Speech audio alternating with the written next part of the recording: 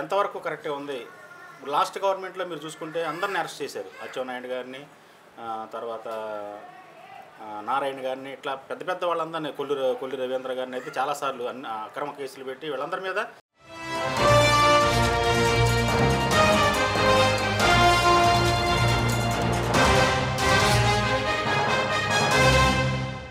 మీ పేరు?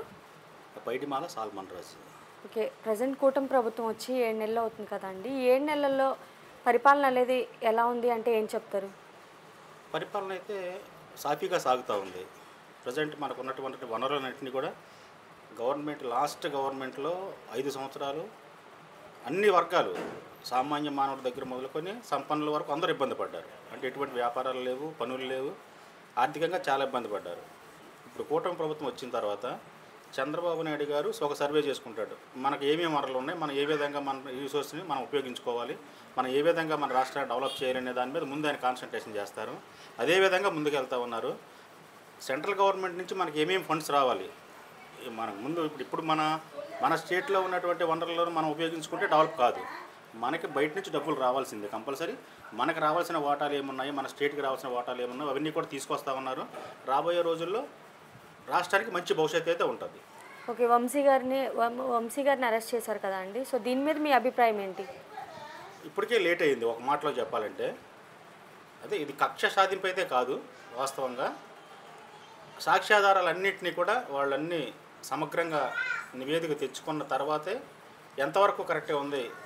లాస్ట్ గవర్నమెంట్లో మీరు చూసుకుంటే అందరిని అరెస్ట్ చేశారు. అచ్చెన్నాయుడు గారిని, తర్వాత నారాయణ గారిని, ఇట్లా పెద్ద పెద్ద వాళ్ళందరినీ, కొల్లి రవీంద్ర గారిని అయితే చాలాసార్లు అక్రమ కేసులు పెట్టి వీళ్ళందరి మీద ఎటువంటి ఆరోపణ లేకుండా అక్రమంగా అరెస్ట్ చేశారు వాళ్ళని. కానీ ఈ గవర్నమెంట్ ఇప్పుడు చంద్రబాబు నాయుడు గారు స్పెసిఫిక్గా తీసుకుంటే కనుక ఆయనకి కక్ష సాధింపు అనేది ఉండదు. ఎవరిని కూడా నిజంగా ఆయన కక్ష సాధించాలి అంటే కనుక డైరెక్ట్ పదవులకు రాగానే జగన్మోహన్ రెడ్డి గారిని టార్గెట్ చేసేవాళ్ళు. కానీ ఆయన టార్గెట్ అది కాదు, రాష్ట్ర అభివృద్ధి మీద ఆయన టార్గెట్ ఉంటుంది తప్పితే ఇటువంటి చిల్లర పనులు అయితే ఆయన చేయడు. ఇది సహజంగా చట్టం అంటే జరిగిన దాని మీద ఏమేమి జరిగినాయి, అప్పుడు ఏమేమి అక్రమం జరిగింది, అక్కడ జరిగినటువంటి వాస్తవాలన్నింటినీ కూడా వాళ్ళు ఇంత టైం తీసుకోవడానికి కారణం ఏంటంటే అక్కడ జరిగిన వాస్తవమా కాదా అనేది నిర్ధారించుకున్న తర్వాతే వీళ్ళు కేసులు కట్టి వీళ్ళందరినీ అరెస్ట్ చేయడం జరుగుతుంది. అంటే అపోజిషన్ వాళ్ళు ఏమంటున్నారంటే అధికారం ఉంది కదా, ఏది చేసినా చల్లమని అయిపోవచ్చు అన్నట్టు వీళ్ళు కూటమి ప్రభుత్వం ఉండి మా మీద అక్రమంగా కేసులు పెడుతున్నారు అని చెప్పేసి అపోజిషన్ వాళ్ళు అంటున్నారు. మీ ఒపీనియన్ ఏంటి? నిజంగానే కక్షపూరితంగా వంశీ గారి మీద కేసు అనేది పెట్టారంటారా, లేదు అంటే చట్టపరంగా వెళ్ళారంటారా? 100% చట్టపరంగానే వెళ్ళారు. వంశీ గారు మాట్లాడిన మాటలు, అసెంబ్లీలో మాట్లాడిన మాటలు ఒక రాష్ట్రం, మన ఆంధ్ర రాష్ట్రం ఒకటే కాదు, ప్రపంచం మొత్తం విన్నారు ఆయన ఏం మాట్లాడారు అనేది. ఒక అసెంబ్లీలో అటువంటి మాటలు మాట్లాడకూడదు, అది ఒక దేవాలయం లాంటిది మనకి.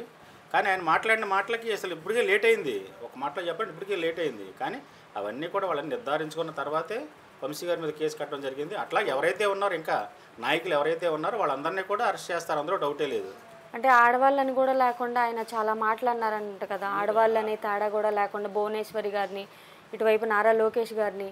అదే నేను చెప్పింది, అదే కదా అసెంబ్లీలో మాట్లాడిన మాట, అదే కదండి. భువనేశ్వరి గారి గురించే మాట్లాడారు, నారా లోకేష్ గారి గురించే మాట్లాడారు.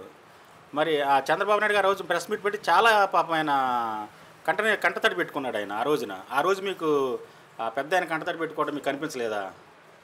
అది ఎంతవరకు కరెక్ట్? అది అక్రమ కేసు అనేది ఈ ఏడేళ్ల పాలనలో అక్రమ కేసు అనేది ఒక్కటి కూడా లేదు. ఏ కేసు పెట్టినా కానీ సాక్ష్యాధారాలతోనే వాళ్ళని అరెస్ట్ చేయడం జరుగుతూ ఉంది తప్పితే అక్రమంగా కేసు కట్టిన తర్వాత సాక్ష్యాలు సేకరించడం అనేది లాస్ట్ ప్రభుత్వంలో జరిగింది. అది ఇప్పుడు ప్రభుత్వం అట్లా కాకుండా అన్ని ఎవిడెన్స్లు ఉన్న తర్వాతనే కేసులు బుక్ చేయడం అనేది జరుగుతూ ఉంది. ఓకే, చంద్రబాబు నాయుడు గారు అంటే ఒక సీనియర్ నాయకుడు కదండి. అభివృద్ధి పరంగా చూసుకుంటే ఒకవైపు అమరావతి, మరోవైపు పోలవరం, రాబోయే రోజుల్లో ఎలా ఉండబోతుందంటే ఏం చెప్తారు? భవిష్యత్ తరాలకైతే చంద్రబాబు నాయుడు గారు ఒక రోల్డ్ మోడల్గా మిగిలిపోతారు. మన అసెంబ్లీ అంటే మన అమరావతిని తీసుకుంటే కనుక ప్రపంచంలోనే అత్యంత సుందరమైన నగరంగా మన అమరావతిని తయారు చేస్తారు, అందులో డౌటే లేదు. అంత పెద్ద క్యాపిటల్ ఎక్కడా కూడా ఉండదు, అంత సుందరమైనది, అంత విశాలమైన రోడ్స్ కానీ ఇన్ఫ్రాస్ట్రక్చర్ డెవలప్మెంట్స్ అన్నీ కూడా చాలా అద్భుతంగా తీర్చిదిద్దుతారు, దానిలో డౌట్ లేదు.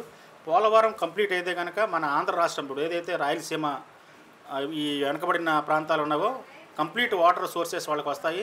అక్కడ కూడా అగ్రికల్చర్ డెవలప్ అవుతుంది. ఈ వలస వెళ్ళటం కానీ లేకుంటే ఈ ఒకళ్ళనొకళ్ళు ఇది చేసుకోవటం కానీ ఈ ఫ్యాక్షనిజం అనేది తగ్గుతుంది. ఇప్పటికే చాలా వరకు తగ్గింది. ఇంకా రాబోయే రోజుల్లో భవిష్యత్తు బ్రహ్మాండంగా ఉంటుంది. ఈ నదులు అన్నీ కూడా అనుసంధానం జరిగిన తర్వాత వాటర్ రిసోర్స్ అన్నీ పెరిగిన తర్వాత మనకున్న ఆ పోలవరం ప్రాజెక్ట్ అయితే చాలు మన కంప్లీట్ ఒక బెల్ట్ రాయలసీమ బెల్ట్ అంతా కూడా చాలా సస్యశ్యామలం అవుతుంది. Okay, IT minister Nara Lokesh గారి గురించి, డిప్యూటీ సీఎం పవన్ కళ్యాణ్ గారి గురించి మీ మాటల్లో చెప్పాలంటే ఏం చెప్తారు? ఇద్దరు కష్టపడతా ఉన్నారు, కష్టపడాలి. రాష్ట్రాన్ని ఒక దారిలో తీసుకురావాలంటే లోకేష్ గారు గతంలో కూడా మినిస్టర్ చేశారు, ఐటీ మినిస్టర్ చేశారు. ఆయనకు మంచి ఎక్స్పీరియన్స్ ఉంది, బాగా షైన్ అయ్యారు. ఆయన పాదయాత్రలో కూడా ఇంకా చాలా నేర్చుకున్నాడు, తెలుసుకున్నాడు పబ్లిక్ దగ్గర వాళ్ళకి ఏమేమి అవసరం ఉంది, అన్ఎంప్లాయ్మెంట్ మన రాష్ట్రంలో ఎంత భయంకరంగా ఉంది, దాని మీద ఆయన చాలా అవగాహన చేసిన తర్వాత ముందుకు వెళ్తూ ఉన్నారు. పవన్ కళ్యాణ్ గారు కూడా ఆయన ఫస్ట్ టైం ఎమ్మెల్యే అయ్యి సీఎం డిప్యూటీ సీఎం అయినా కానీ చక్కగా ఆయన ప్రజల్లోకి వెళ్తూ ఉన్నారు, తెలుసుకుంటూ ఉన్నారు. ఆయన స్థాయిలో ఆయన బ్రహ్మాండంగా పరిపాలిస్తూ ఉన్నారు. ఒక మాటలో ఈ ప్రభుత్వం గురించి మీరేం చెప్తారు? ఒక్క మాటలో చెప్పేది ఏముందండి, ఈ ప్రభుత్వం రాబట్టే ఇప్పుడు ప్రజెంట్ మన రాష్ట్రం అంతా కనీసం ముందుకెళ్తా ఉంది. లేదంటే కనుక మనం అందరం కూడా మనం కూడా ఈ రాష్ట్రాన్ని వదిలేసి వలస వెళ్ళిపోవచ్చు. ఏదో పక్కకి వెళ్ళిపోయి వలస వెళ్ళిపోయి మనం కూడా చిన్న చిన్నగా పనులు చేసుకునే పరిస్థితి. ఓకే.